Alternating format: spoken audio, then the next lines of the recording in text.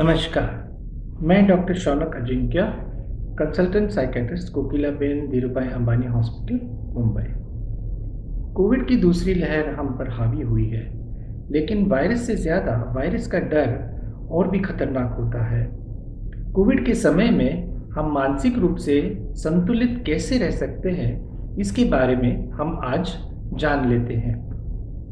मनोविज्ञान बताता है कि भय यह एक कथित खतरे की भावनात्मक प्रतिक्रिया होती है, जबकि चिंता यह भविष्य की किसी भी खतरे की आशंका का नाम है।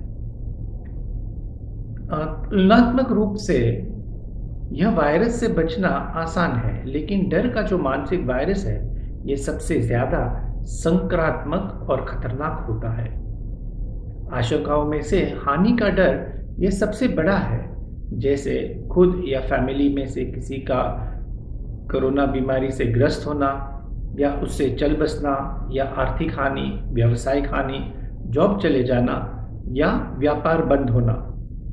लंबे समय तक चलने वाले या अत्यधिक और तीव्र भय से हमारे स्वास्थ्य पर गहरा प्रभाव पड़ता है। डर से हमारी सिंपैथेटिक नर्वस सिस्टम, जो लड़ाई और भागने में काम आती है, जिसे आयुर्वेद में सूर्य नाड़ी कहते हैं, अत्यधिक काम में लगी रहती है, जिससे स्ट्रेस केमिकल्स शरीर में ज़्यादा प्रभावी और हावी होते हैं। इसका शरीर पे प्रभाव यह होता है कि हमारी प्रतिरक्षा प्रणाली, इम्यून सिस्टम कमज़ोर हो जाती है। हमें सिर दर्द, बदन दर्द शुरू होने लग जाते हैं। हृदय संबंधी समस्या यानी हाई बीपी, हार्ट अटैक होने की संभावना ज़्यादा होती है। पाचन शक्ति कमज़ोर होने से अल्सर या इरिटेबल बाउल नामक बीमारियां हो सकती है। यह समय से पहले उम्र बढ़ने या मृत्यु का कारण भी बन सकता है। तीव्र डर का मन पर असाधारण असर पड़ता है।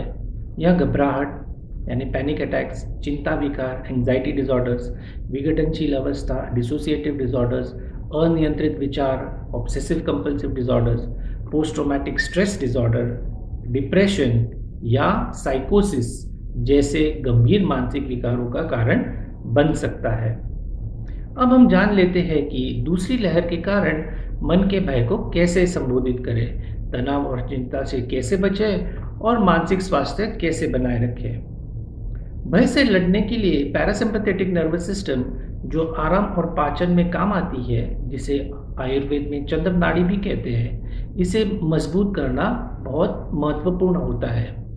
रिलैक्सेशन यानी विश्राम की विधि प्रैक्टिस करें, जैसे गहरी और धीमी सांसें लेना, प्राणायाम, ध्यान, योग या स्वसम्मोहन करना। एक ग्रैटिट्यूड जर्नल यानी आभार पुस्तिका रखें, जिसमें सोने से पहले उस दिन आपके साथ हुई 3 अच्छी बातें लिखें। एक थॉट्स डायरी भी रखें, जिसमें आप नकारात्मक विचारों की छानबीन करें। सबूत देखिए, क्या ये सोचने का ढंग सही में सच है। हर समय परफेक्ट होने की कोशिश छोड़ दें। हमेशा अपनी तुलना दूसरों से न करें। अपने आप से प्रेम करें, दया दिखाएं और करुणा दिखाएं, ताकि अपने डर पर हम काबू पा सकें। ज़रूरत पड़ने पर अपने डॉक्टर या मानसिक स्वास्थ्य विशेषज्ञ से मदद ज़रूर लें। अब हम कोविड के समय में स्वस्थ और शांतिपूर्ण दिमाग के लिए 5 सरल उपाय जान लेते हैं। 1. अल्प और नियमित भोजन करें। अधिक खाने या अधिक समय उपवास न करें। सिगरेट, तंबाकू, शराब, कैफीन और अन्य नशीले पदार्थों से बचें। शराब और अन्य नशीले पदार्थों के सेवन से घबराहट और चिंता कम नहीं होती और ना इससे कोविड संक्रमण से बचाव होता है। वास्तव में यह खतरनाक होता है, क्योंकि यह प्रतिरक्षा प्रणाली यानी अपनी इम्यून सिस्टम को कम करता है और स्वास्थ्य समस्याओं को बढ़ा देता है। दूसरी बात, खुद पे डिसिप्लिन रखें। एक दिनचर्या डिसाइड करें। एक नियमित कार्य समय पे निर्धारित करें। बीच बीच में ब्रेक लें। एक नई हॉबी सीखें। अपने दैनिक काम खत्म होने के बाद कुछ समय अपने हॉबी में ज़रूर बिताएं। तीसरी और काफ़ी आवश्यक बात यह है कि भरपूर नींद लें। लेकिन इसके अलावा रोजाना व्यायाम भी जरूर करें। योग, प्राणायाम और अन्य विश्राम के टेक्निक्स का जरूर अभ्यास करें। चौथा टिप ये है कि लोगों के साथ सकारात्मक रूप से जुड़े। अपने दोस्तों और परिवार के साथ सकारात्मक या हास्य जरूर शेयर करें। नकारात्मक विचारों या समाचारों को देखने या शेयर करने या फॉरवर्ड करने से बचें। बार बार अपने आप को अपने जीवन में जो महत्वपूर्ण और सकारात्मक चीजें हुई है इनकी याद जरूर दिलाएं।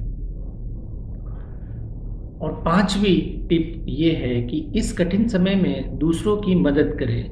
अपने दिमाग में एक पीड़ित की भूमिका न रखें। अपने विचारों को और भावनाओं को संभालें। शांत रहें। यदि ऐसा करने में असमर्थ हो तो अपने नज़दीकी डॉक्टर या मानसिक स्वास्थ्य विशेषज्ञ से ज़रूर मदद लें।